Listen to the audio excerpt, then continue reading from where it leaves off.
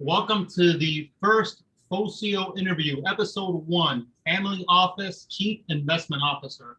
I've got with me none other than Bryce. Bryce works with Do Wealth.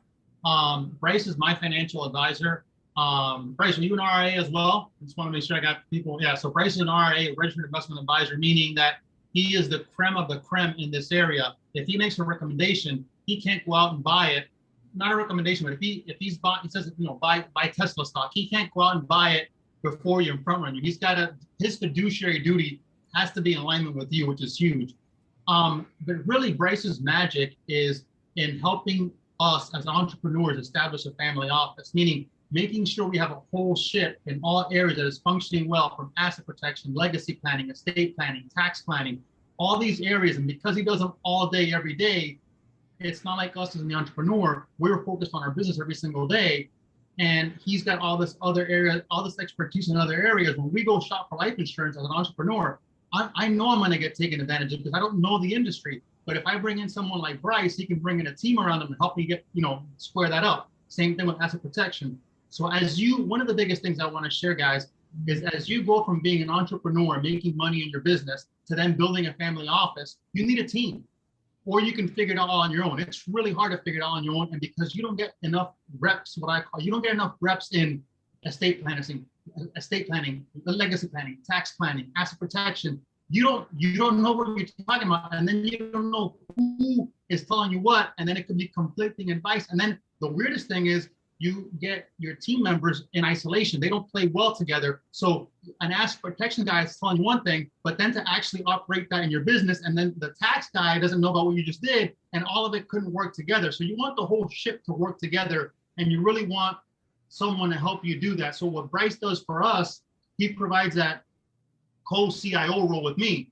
I've transitioned over slowly to a chief investment officer, and also he then provides additional services there for me to look at my blind spot, look at what we're not seeing. Are we being too concentrated over here, taking too many bets over here? What don't I see? What could we be seeing together? So I guess, Bryce, give them a little bit as far as your background, your pedigree, and what you guys do over at Do.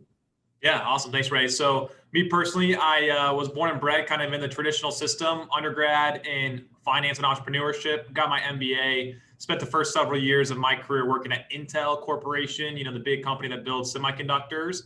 And over there, I was doing some budgeting, eventually did some M&A, strategic acquisitions. So I like to joke with my clients that I used to be on the other side of the table. I was at a big company picking up a lot of different 10, 15, $20 million deals. And we thought that was chump change, when we were printing out 60 billion a year. But now I love being on this side of the table, representing those entrepreneurs where that chump change to Intel, is going to be life-changing for families, that we represent. So that's kind of a story about me, my background there. And then after working in corporate finance, I was just missing helping people just like you, Ray, and entrepreneurs who we think are the heartbeat of capitalism and of the economy here in the United States. And so I wanted to always be on the same side of the table and represent entrepreneurs. My dad is an entrepreneur himself. And really, like you mentioned, Ray, I know way too many people are getting taken advantage of with different, incentive programs or the financial services industry is just not aligned with the end consumer, with entrepreneurs, with business owners. And so what we do is so unique,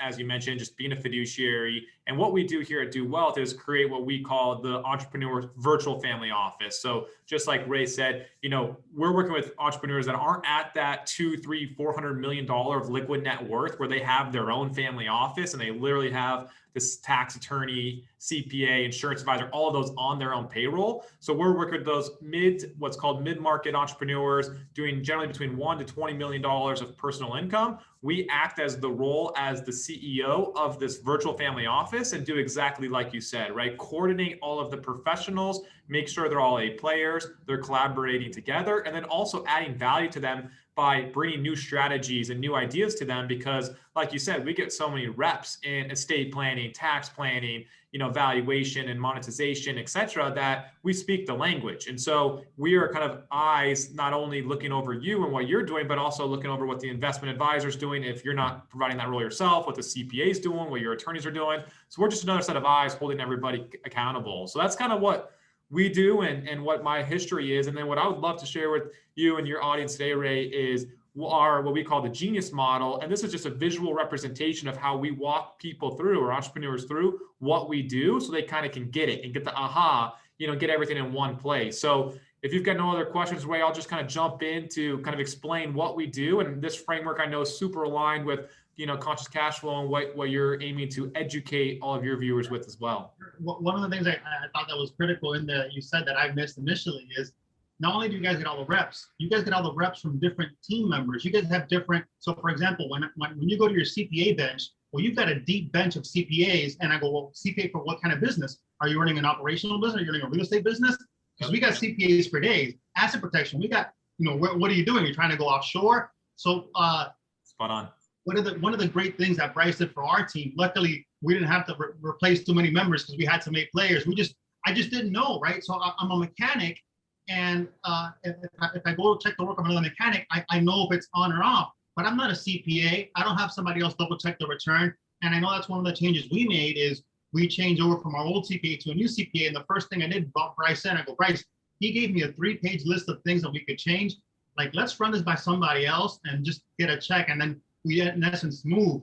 And then we found out that our asset protection guy was an A player and some other things. So they'll give you a rating of how good your team actually is, because they have other people, other people that are in that. And are you paying too much? Are you paying too little? It's just, you don't know enough because you just, you stick to your same guy for 20 years. And the truth is, my original CPA was never going to get us to a tax neutral place. And this CPA did it, year one. Yep. Right. So that it goes to show you a huge, not just tax neutral. He went back and got us back all of them tax dollars. So Yep. One key team member that you don't know can take your business to a whole other level. Yeah. And you don't have to figure that out yourself. Like, they can help. Yep. Nope. Spot on. I love it. And I also want to say, like, preface too, before I dive into this, that, as part of this ongoing series that Ray is putting together, we're going to, and with the different guest speakers he brings on, is going to show you how to do all of these different things. So yes, there's a role that we play in building these virtual family offices, but some people can do this on their own, right? We work exclusively with those business owners that don't have the time, the bandwidth, or the desire to do this. They want to go run their business. They want to go spend time with their family. They want to go on vacations. They just say, hey, it's easier for me to outsource this, right? So although I'm going to walk you through our model, as you continue on and as Ray produces more and more with this series, we're actually going to show you, and he's going to show you how to do all of these different things that I'm about to go through, so you can be a self-sustaining, create your own family office from start to finish. So that being said, yeah, one point there too, Bryce, is, guys, I couldn't do this on my own. I don't want to. I want to have Bryce because I have blind spots. So what Bryce does for me is, I run the main CIO, but he's kind of like a co-CIO, and he's making sure I don't do anything too aggressive or anything else. We all need that. We all need someone to point out our blind spots, and that's what a team does, right? So even if you do want to do this on your own, I still recommend you have a team. No one wins this wealth game at a high level alone. It's just impossible, 100%. in my opinion, personally. And it's not enjoyable because you don't have a team. Yeah, no, I'm with it. Awesome. All right, so let's go through. Let's jump into the model. So the first thing that we always talk about is at the center of the wheel. And for us, we call this making rich real. So for you as an entrepreneur, or for you as a business owner, what does make rich real mean to you, right? I know Ray talks a lot about, he frames this more in a spiritual sense, right? And that could be a big piece of it, is that, your spirituality, your religion, kind of what is your internal operating system and framework. But we could also be like, what does make rich real mean to you? Maybe you just want to send your kids to college, or maybe you want to buy a private jet. Maybe you want to get that beach house, that mountain house, and that city house, right? The three kind of houses we always think about or hear from entrepreneurs. Or maybe you just want to get 20, 30 grand a month of passive income, so you don't have to show up every day and you just can live off of that. So whatever it is to you, the root of everything that your entire team needs to be striving towards is the vision. What does make rich real mean to you and your family? And then we need to get the entire team rallied around that one singular vision, because planning in a vacuum is useless, right? Like, why are we trying to save taxes, or why are we trying to do this estate plan if we don't know what we're trying to accomplish, right? And starting with the end in mind, then all of this is worthless. So Ray, I know you've got a lot of thoughts here in terms of spirituality, guiding the core principles of who you are and who you are as a family, and kind of your relationships. But anything that you want to add here in this piece? What we're talking about here about making it real, and I love that, is what you're talking about is everything outside of the wealth that you want the wealth to bring you. But what happens is, a lot of guys on the wealth side, business side, they get so caught up in the wealth, and then they miss the magic of life. And the magic of life isn't the financial wealth. It's the wealth that that financial wealth provides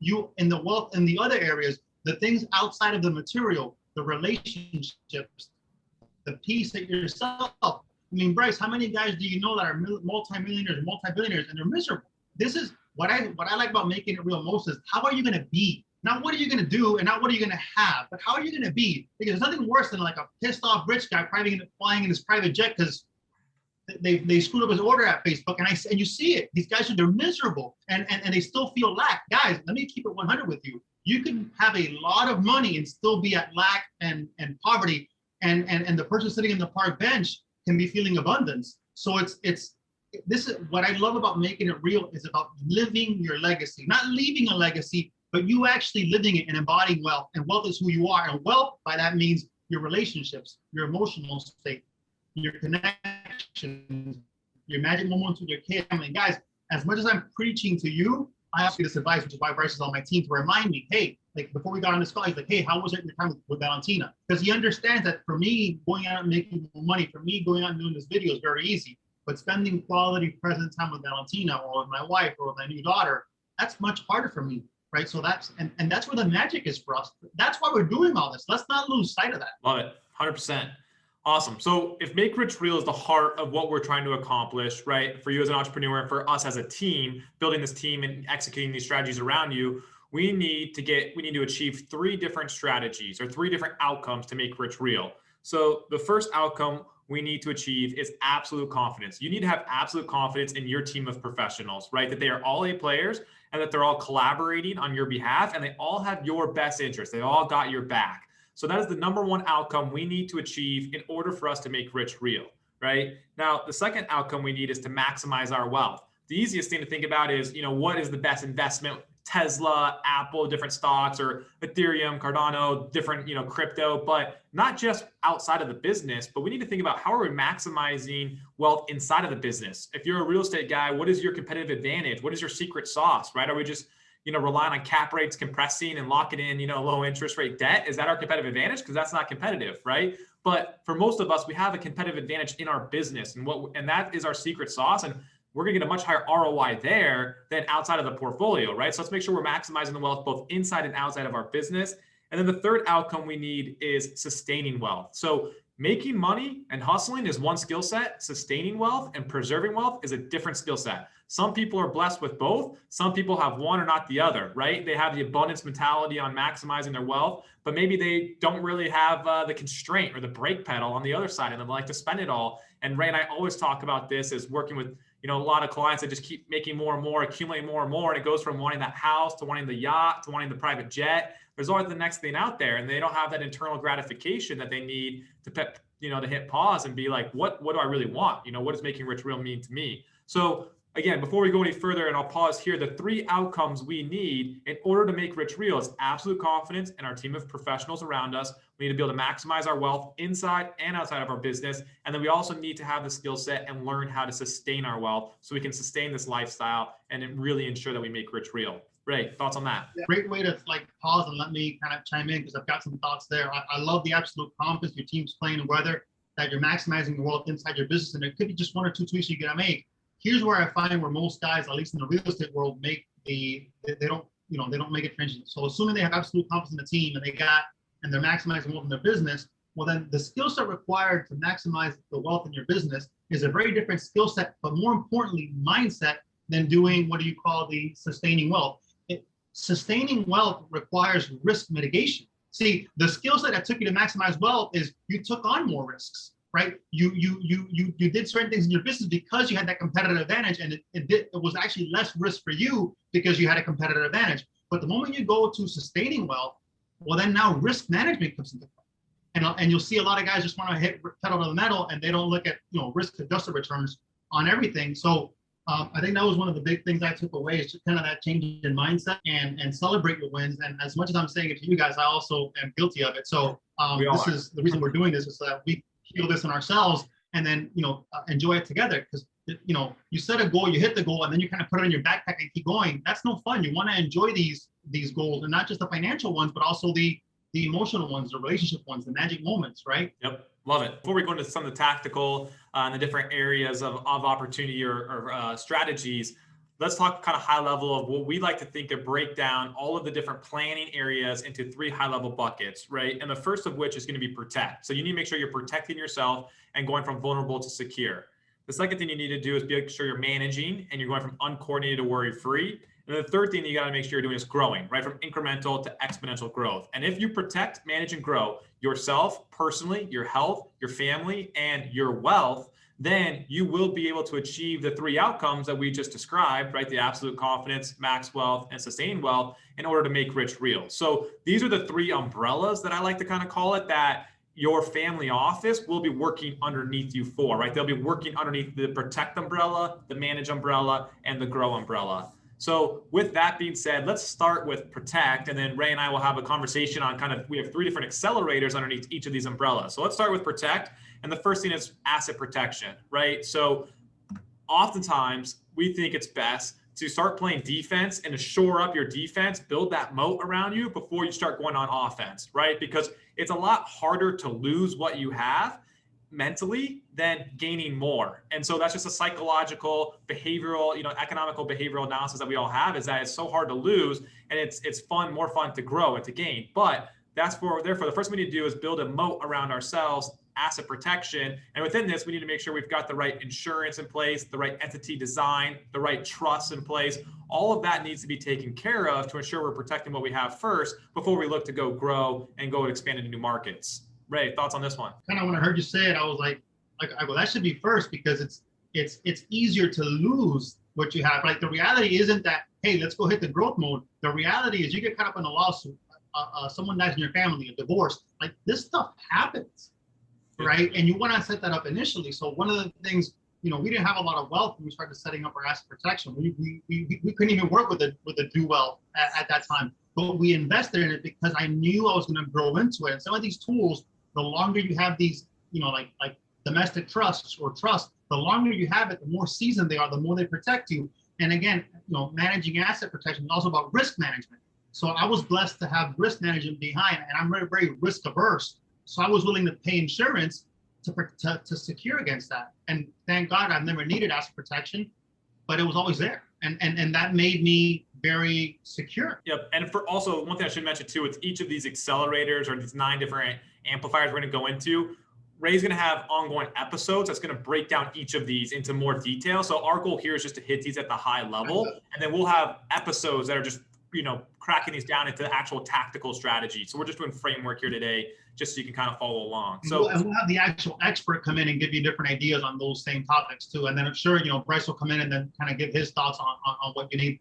I guess the biggest thing I want to share there is asset protection matters more on your risk tolerance, right? All right. So the second thing underneath protect is going to be wealth transfer. So this is going to be ensuring that you have the proper estate plan in place or legacy plan in place to transfer not only your things and your money. That's actually the easy thing to do. Like you can give money to your kids or your heirs or charity. That's a simple trust, right? The more important thing is, how do you transfer your values and beliefs to your heirs, to your generation, right? Future generations. How do you teach your kids to hustle and to be entrepreneurs and to value hard work and not just rest on their laurels, or know that, hey, they grew up in an environment where they're taking private planes or flying first class, and that's just the expectation, right? So not only in the wealth transfer bucket, you need to think about making sure we have tax efficient trust set up to transfer money and things to future generations, but how are we going to communicate our values and beliefs? How are we going to tell the stories about how we overcame adversity and obstacles and started our business, and the adversity we saw, and the biggest things we've learned about creating a business or marriage or relationships, and the things that we want to pass along to not only our kids, but our kids' kids. And so for us, with our firm, whenever we do estate plans, we'd love to kind of pair that with videos, if at all possible, of just storytelling about, hey, here's a story about how we started our business, or, different objectives that we overcame as a family. Ray, what do you think about this one? I love that one. I mean, this is why we're doing this video. Even this video and other videos, we have a podcast we did, because the best way to transfer values is to actually you live your values, which goes back to the first point of make rich real. How are you going to live? Because your kids will model your behavior way more than they'll model what you say. Because sometimes you're not doing you're not living by your intentions. So you want to make sure you're embodying and you're living the way they want you to live, and they'll see that hustle, and they'll see that drive, and they'll see, you're flying private, and they'll also see you earning it, right? So they won't take these things for granted. So it's really how they'll learn from you they'll just follow your behavior. So really making sure that your behavior is on point. And I agree with you. Wealth transfer is about just living those family core values and those family principles, and so that they can inherit that. Because you know this more than I do, Bryce, from statistics. But what first generation makes it, second generation spends it, then third generation goes back to like starting all over again, right? Is that the way it goes? Yeah, you're spot on. Yep, that's exactly right. It's like 90% plus of third generation or money is gone by the third generation. And a lot of it's due to the divorce, right? Because you divide up a pie, and then you have 3 or 4 kids, you divide that pie up 3 or 4 kids, they get a divorce, they get divided again, and then you don't have enough critical mass, and because they don't have the consciousness, which is why we call it conscious cash flow, they don't have the consciousness to make it because you didn't share that consciousness with them, then they can't go on and make it. They can't go on and produce the same results you did. Yep. 100% with you. So the last thing underneath the protect umbrella, and before we move on to manage, is going to be what I think is the most important, which is time, energy, shield. And really said another way, this is protecting your most valuable asset, which is your time and your energy and your mental clarity, right? Because at a certain point, as you grow your business, you grow your wealth, dollars and cents no longer, prohibit you from doing different things, or they actually open up more opportunities to the point where time becomes your biggest restriction. Whereas when you're first starting and you're hustling, you've got a lot of time, but you don't have capital. You don't have the money, right? And that equation starts to change. And at a certain point, saying no becomes to different projects, different people, right? That becomes so much more valuable to you. And so our big thing for us, and one of the things we really hang our hat on, is saving our clients time and energy and protecting them from projects, pitches, and professionals. So if there's not someone on your team who's kind of running this for you, that's okay. But just make sure you really understand the value of saying no and protect the one resource that nobody in the world can give you more of, which is your time. I love that one. I mean, when I get a deal or a pitch or something like that, I'll look at it quickly. If there's something to it, I'll kick it over to Bryce. Hey, Bryce, take a quick look at this, see what you think. And then we'll kick it together. But there's no point in us spending a lot of time. But what I've learned about time as you grow your wealth, everyone, is time is the ultimate luxury. Like time is the ultimate luxury. And like being able to slow down and enjoy things and enjoy taking your kids to school and then enjoying, if it's working out or whatever that is for you, or I go for these 2-hour walks, on the beach or on trails, no phone, no nothing. That's a luxury to me. That's and the weird thing is, Bryce, you don't need any money to do that. Yep. But as you're chasing the money, you start to give that time. So getting that time back is really critical. And like you said, saying no to things becomes important. Yeah. And then not just that, what I really got, Bryce, from what you said is brain damage. Like you start to, these projects that were okay in the past are no longer okay. So you don't want to continue to take on all this brain damage. When you first started out, you could go buy properties in the hood and deal with tenants like that and do a lot of Section 8 stuff. But you know what? That ends quickly. There's no more fun in that. Like you start to level up your life because you want your time back, you want your peace back, or you start investing in other projects that don't require you, even though the return might be a little bit lower, but they don't require your help.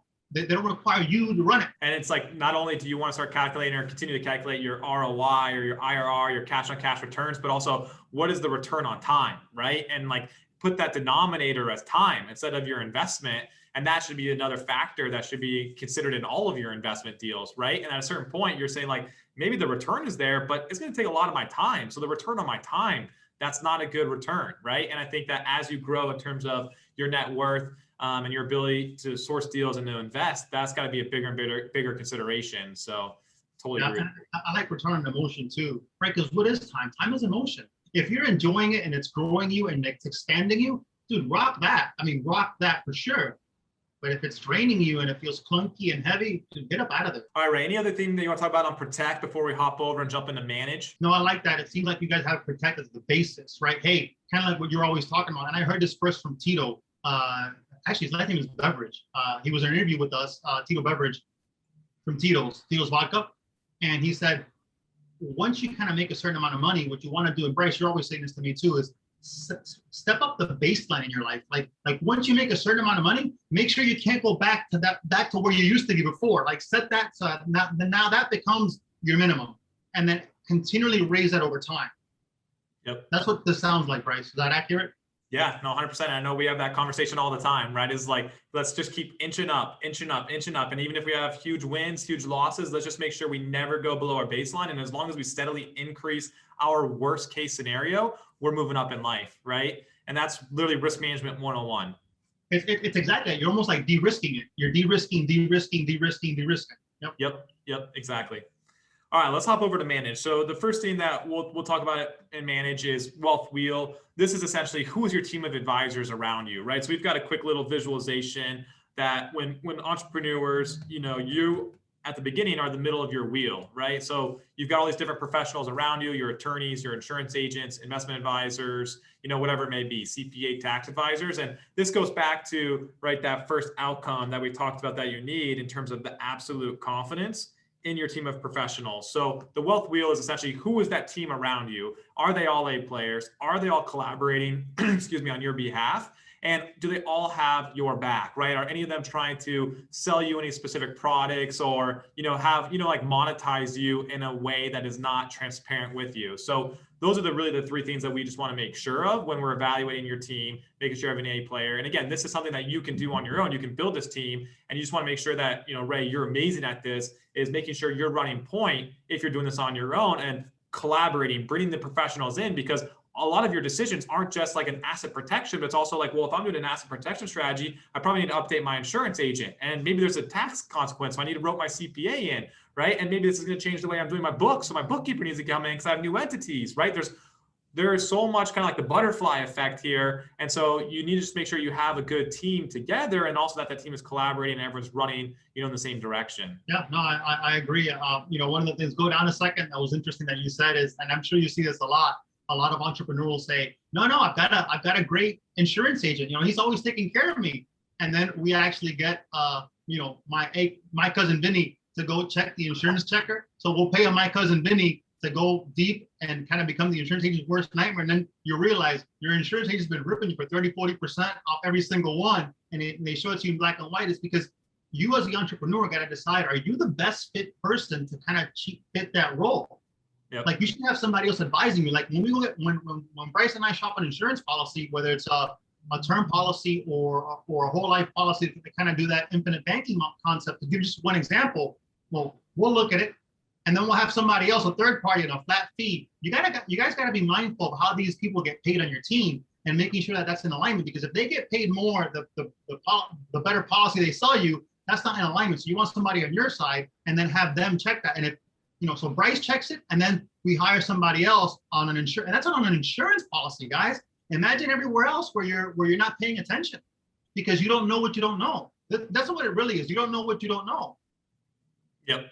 And the two takeaways I had from that, Ray, is as an entrepreneur, you've built a team once, maybe twice, in terms of hiring these different professionals. So maybe you should look to outsource the hiring of the team, or at least pay somebody or have someone on your side of the table who is going to help evaluate all of these professionals, who does this all the time. So they know what they're looking for when they're talking to estate attorneys, whereas you may just fall for that sweet talker who really has a really bad product, right? The second big takeaway I took away from that is know how everybody is getting paid, right? Because as much as everyone wants to say they're doing the best thing for you, they always say, like, right, Warren Buffett, Charlie Munger, they always say, incentives is what's going to drive everything. So understand what is their incentive structure. And if they're incentivized to make a sale and get a referral bonus, something to that effect, it may be bias, right? They may introduce bias. Whereas if you're paying them a fixed fee just to represent you, then they have that duty, of loyalty and potentially fiduciary duty to you. So that's exactly what you're looking for when you're building this team in the wealth wheel. And just one other thing there too, that I got an idea of what you said. Go back to that one down. The one down there is, let's say you're talking to a asset protection attorney or an estate attorney. Well, their world is to mitigate risk, and you might have a higher risk tolerance. They're actually acting in your best interest, or they believe they are, because they don't know your risk tolerance. And then as you actually run a business, that requires more administrative stuff, right? So you got to be mindful of even though they're advising you and they have the right incentives, make sure that, like, that suit that they're putting on you, that it fits you, because you might not want so much asset protection or not, right? I'm not saying whether it's right or wrong. I'm just saying you want to gauge that you're buying something that makes sense for you. Does that make sense, Bryce? Yeah, with you 100%. So second piece underneath manage is going to be Linchpin partner. And so what this really is, to describe it simply, a sounding board, right? who is going to be in your corner all the time that you can bounce ideas off of. Maybe this is your spouse, maybe it's your best friend, maybe it's your CPA, maybe it's your, virtual CEO of your virtual family office like us, but who is that one person so you're not walking this journey by yourself, right? Who is that one person who's always going to have your back and is a fiduciary to you? And again, I've seen it be a totally different walks of life. But again, who is that one person who's gonna be that sounding board? Because the more eyeballs, the more you can brainstorm, the more people you have in the room to talk things out, the better the results you're gonna get across the entire team. So our belief is that every entrepreneur needs a linchpin partner. It's a role that we serve for our clients. But again, it could be a role anybody, that is on your team or, supplemental to you. But again, the whole idea here is just someone who's always got your back, no conflicts of interest, and is going to always act as a sounding board for you. Ray, what are your thoughts on this? I know this is a very important position for you. Oh, I love that. I mean, that's one of the things Bryce does for us. And then we also have the team do it for us. And then just make sure it's qualified, guys. That's what I'll share there is because for example, let's say I want to make an investment in the cryptocurrency world.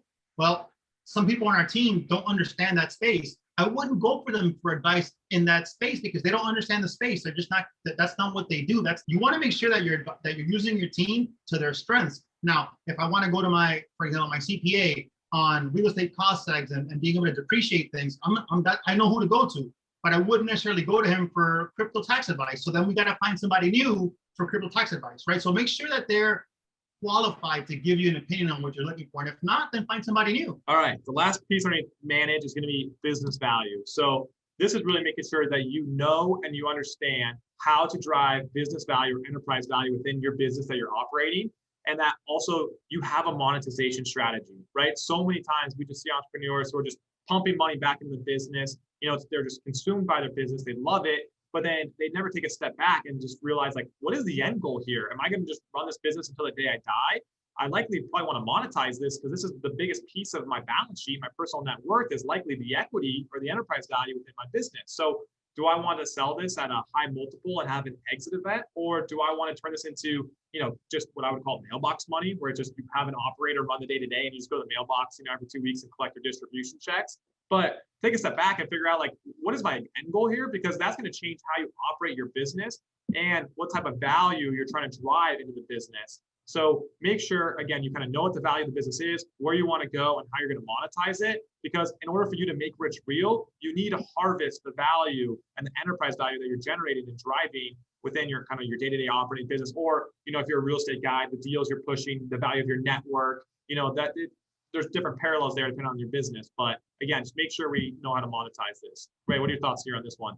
I agree 100%. You've got to have, I'll speak specifically to the real estate business. Those are the ones I know. Most real estate businesses, they're not really monetizable, right? Because you're fixing or flipping a house or you're buying where the asset is monetizable. So for example, if you buy a big apartment building complex, that's the asset. So the purpose of the business is to, like in my world, I have businesses, two reasons. You have a business itself that is going to build that legacy wealth for you. It's going to be sold at a multiple, right? So that's one business. But the other business provides cash. It's a cash machine. It's not meant to be sold. It's meant to be, hey, I'm going to flip a house. I'm going to wholesale a house. I'm going to flip apartment buildings and generate these huge chunks of cash, and then take that cash and invest them in passive vehicles, right? Yep. So just getting clear, and the purpose of that business is to A, give you cash, and B, buy you time, so that you can then grow your wealth, right? It's the cash then accelerates your wealth. So just getting clear on what kind of business you're running. You don't have to sell your business for a multiple. That might not be the purpose of it. It might be just to stack a bunch of cash and then take that cash and have that multiply on its own. So just getting clarity on what you want there. There's no right or wrong.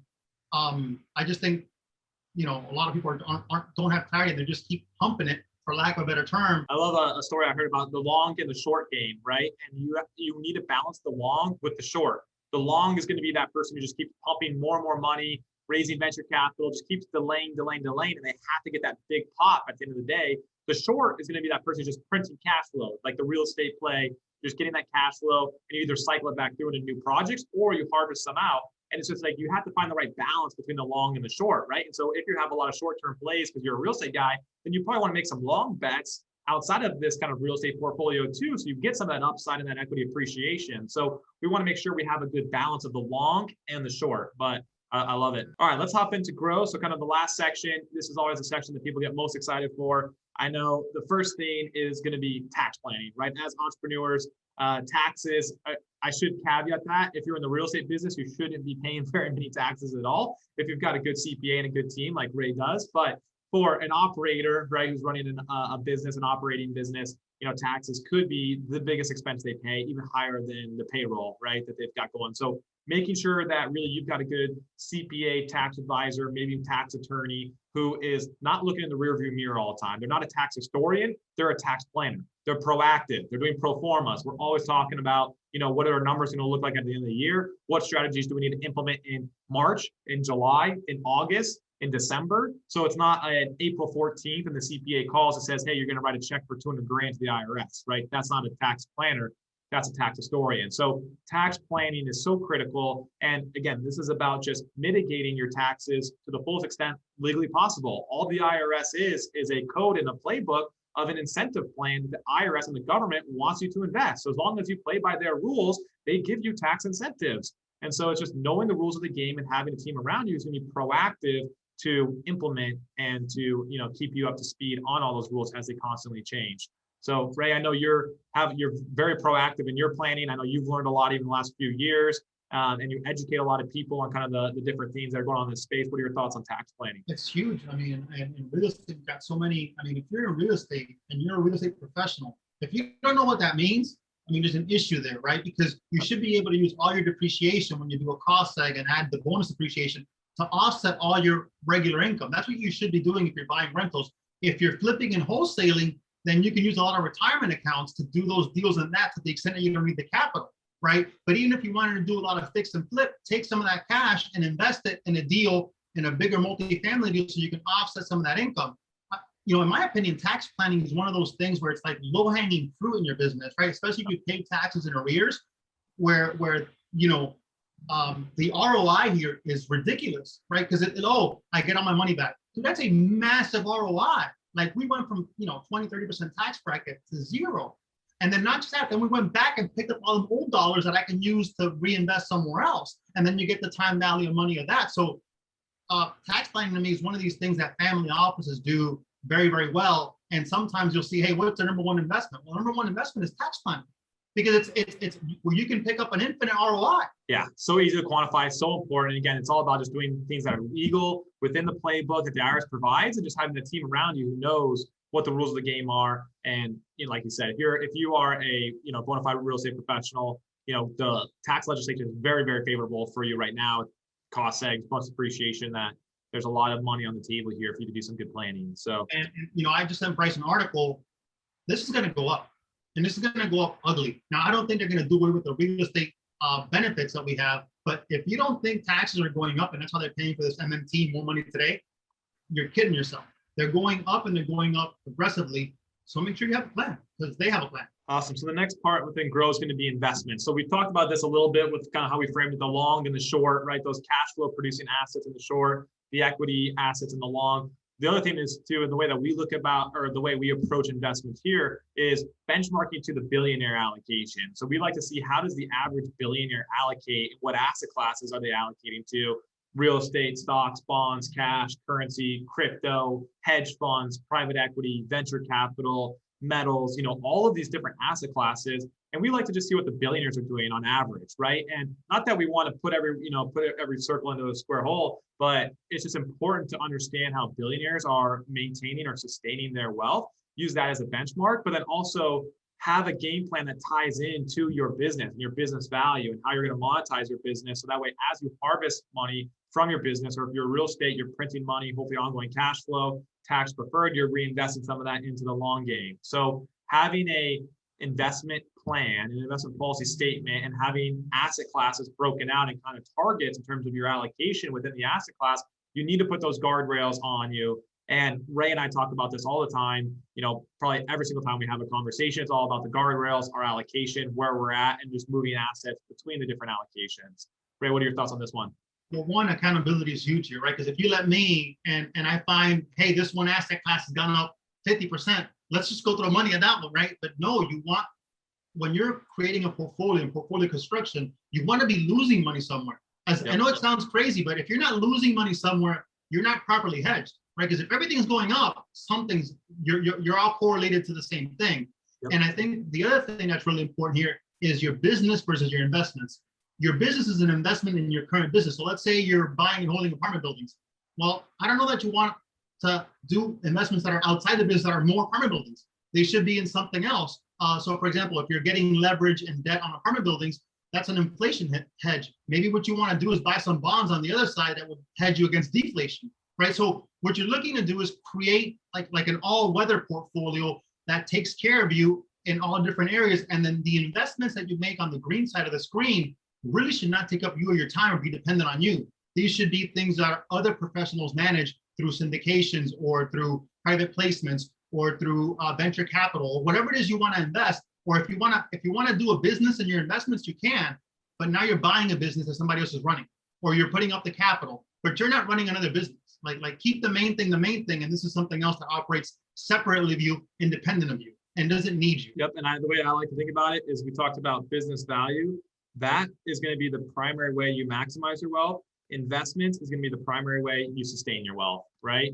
And to your point, being diversified, I love what you said, is that if all of your assets are green at one time, that means we have a poorly allocated portfolio and we don't have any diversification. So the definition of a well-allocated or well-diversified portfolio is we've got up and down, right? Now, honestly, the net is we want to be moving up in a sustainable fashion, but if everything's going green at the same time, that means that it's all going to go red at the same time too. So we definitely want to make sure we have good diversification in there. And you said it perfectly, Ray. I can't even add any more value. You're just crushing it with that. All right. So the last learning, I'm slow, but I come around. So the last thing we've got here is in grow is profit amplification. And really this is more so just like knowing your numbers, right? As a business owner, running a syndication, running apartment deals, like know your numbers, know your KPIs, right? Like it doesn't matter what business you're in. Like let's say I'm selling supplements online, like what's my cost of acquisition for customers? What's my LTV, my lifetime value of customers? What's my margin structure, my gross margins? You know, who's my distributor? How am I reducing my COGS? If you're on the apartment deal side, right? Like who's managing this? Who are your operators? You know, what is my competitive edge in terms of the space and who's financing all my deals? So make sure that you have an edge and you know your numbers, right? Even if you don't enjoy doing this, you've got a money guy, a CFO, someone, a controller who gives you numbers, that's fine, right? I don't necessarily think you need to put the numbers together, but you need to know how to read the numbers. You need to know how to read a P&L, how to read a balance sheet, to know KPIs, and then to make business decisions based off what you're seeing. Like, what are these indicators telling you, right? So that way you can be proactive in your business planning. And this really ties into the long or the business value, which then feeds into maximizing your wealth, right? Like all of this stuff here on the screen is connected, but it's just really important to know your numbers. And so many times, so often, you think you're doing well, but it's just like the market's appreciating. It's a high tide raises all boats. Like make sure that even in the down markets, you have an edge, your stuff so good inside and out that you'll be able to make some money. Ray, what are your thoughts here? I love this one. I love what you just said. Know why you're doing well, because sometimes you think you're doing well because it's you, and the other you got it, and that's not it. And I'll give you the specific example that can speak to that. But the main thing I got is the data tells a story, and that story will give you direction. The data tells a story, and if you can't, you don't have to put the data together, but you got to be able to read the data and read the story. And I don't know if that can be outsourced or delegated because it's the lifeblood of the business, the pulse of the business, right? So, and then it tells you a story. So, for example, we had a 60-unit deal in Atlanta, and we were never able. We bought it pre-COVID. We thought we were going to fix it up, raise rents, and then be able to refi or sell. We never were able to do that. So we just collected better through COVID. We weren't able to raise rents, and cap rates fell. Property price went up. And because our debt, when we kind of came in and planned it out, we got flexible debt that didn't have a big defeasance or prepayment. We could sell, and now someone's going to come in and give us $2 or $3 million more than we paid because they can come in and get a lower interest rate, and they think that they're going to be able to raise rates in the future. That's me and us as a team getting lucky. That's not the business now that we brought into this investment. So, the question that becomes, to give you an example, is that data tells me, do I want to continue this? Because yes, I love real estate. Yes, I love apartment buildings, but do I want to continue a business model that relies on continuing interest rates to come down and cap rates continue to compress so then I can resell later without cash flow? No, I don't want to play that game. So then I've got to go look for another game to play. But the data told me that, because if the data told me, hey, what should have happened after March is cap rate should have gone up, we should have let this thing come down, and then prices would have come down, I'd have been buying real estate. Yep. So true. Retrospective, do the deep dive, figure out why you're winning or why you're losing, right? And not just think that it's the skill, because oftentimes it's just luck. It's the market. I love it. Awesome. Ray, anything else you want to add as we kind of wrap up here, this first kickoff conversation? No, I think I love it. Actually, I did have a question for you because you do this more often. Bryce, high level, when you onboard new clients and in different realms, and what is there a net worth that clients come to you with, a certain range? Is it 5 to 10 million, 5 to 100 million? Like, what is that range? 3 million?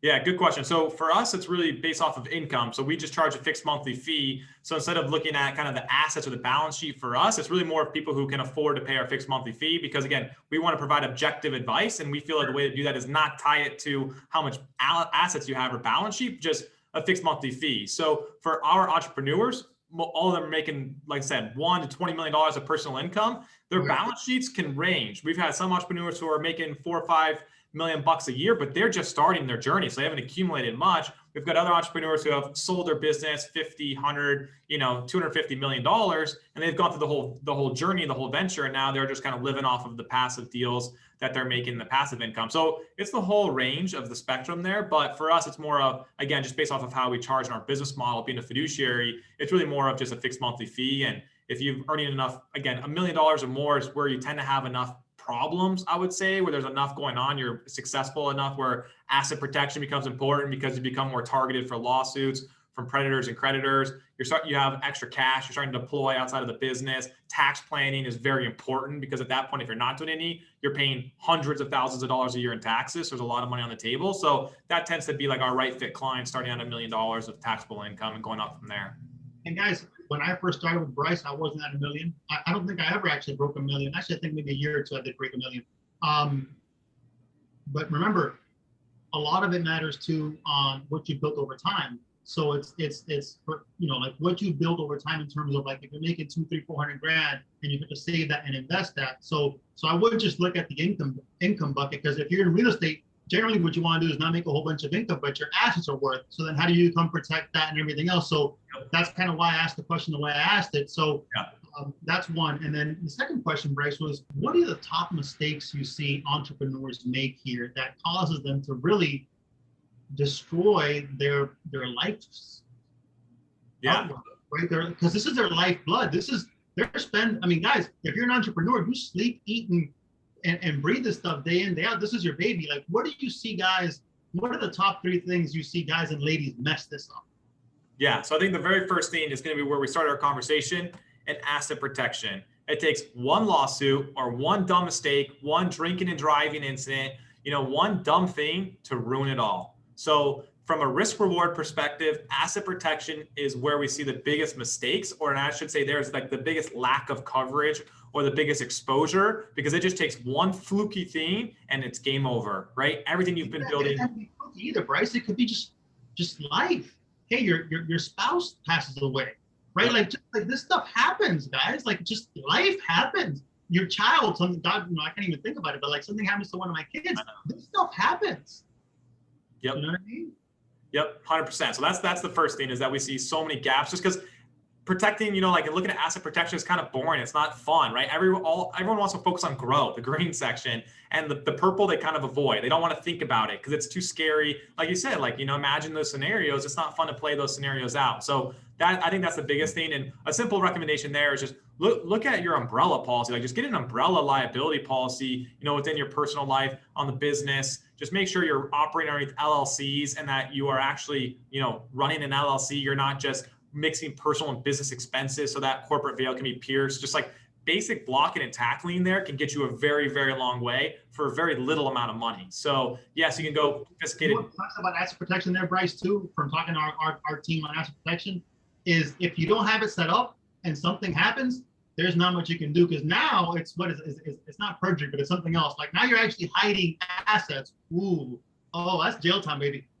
Yep. Yeah, exactly. It's like the story about riding your bike, until you fall off the bike and hit your head, you're never going to think you need a helmet, but you always want to put that helmet on ahead just in case, because that one time you do fall off your bike and you hit your head, you're going to sure be glad you had your helmet on. So I'd say that's the very first thing. The second piece is the wealth wheel. We talked about that. building that team. Entrepreneurs do not know how to evaluate their team of professionals. They have no idea if their CPA is good or bad. They have no idea if their insurance is good or bad. They have no idea because they've never done it. And most of the time, it's the same team they've had since they're 25 years old. And so they haven't grown with you, like your CPA, like, dude, I've outgrown 4 or 5 CPAs. Like you, and I still didn't have a way of quantifying. Otherwise, I would have gone to this new guy first.